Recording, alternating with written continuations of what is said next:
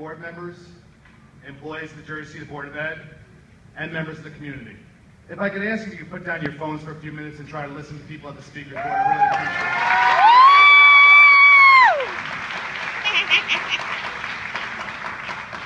it. As I have done since January, I'm going to ask you to please return to videotaping the public comment section of the public board meeting, as it is extremely offensive and inappropriate that some of you have decided that public comments are not important enough to be included with the airing of this meeting on public access television.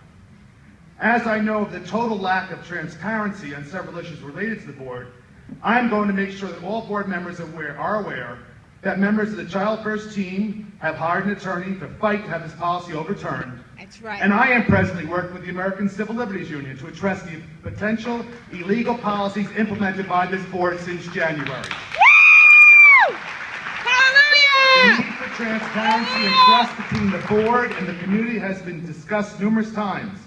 The decision to stop videotaping public comments only worsens these concerns. I am asking all board members to speak out against this policy change. Possibly one reason they have decided to stop videotaping public comments is that the public couldn't hear the 2.5 hours of comments made at previous meetings regarding the lack of contracts and the rehiring of source for teachers. Even though dozens of teachers, speakers, parents, members of the community list the flaws of this private company, most of you voted to rehire them at a cost of $4 million to the district. This public taxpayer money is being wasted. As Lorenzo Richardson, accountant by trade and strong student advocate, has pointed out, this is an enormous waste of money that should go into our classrooms. Again, I am asking the board members to discuss this and notify source for teachers that we no longer need their services. Yeah!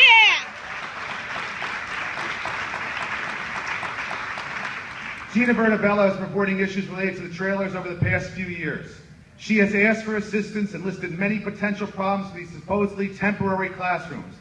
This week, the safety of our students and staff in those trailers was a major concern when a classroom full of children and staff was broken into by an unstable man who was apparently under the influence of drugs. He broke down the door and put everyone present in danger. Again, the district dodged a potential bullet and no one was physically harmed. Psychological damage, concerns for safety. I don't know how many students or staff may now be fearful of being in that trailer, knowing how vulnerable they are, being outside the main building without any security guards there to assist them. I join Gina in asking you to address this horrendous situation. Finally, the issue of our employees working without a contract for over a year is unacceptable. In addition to concerns about their salaries, they are straddled with endless increases in their contributions to the pensions and healthcare costs. Compile this with SGOs, evaluations, walkthroughs, and the addition this year of the park tests. There's enough stress working in our urban schools without having to worry if there'll be enough money to pay the bills. Demonstrate your respect for our employees, the ones who work with our students every day, by providing them with fair contracts. I am asking the board members to work together with administration and our unions and settle any contract disputes. Thank you very much.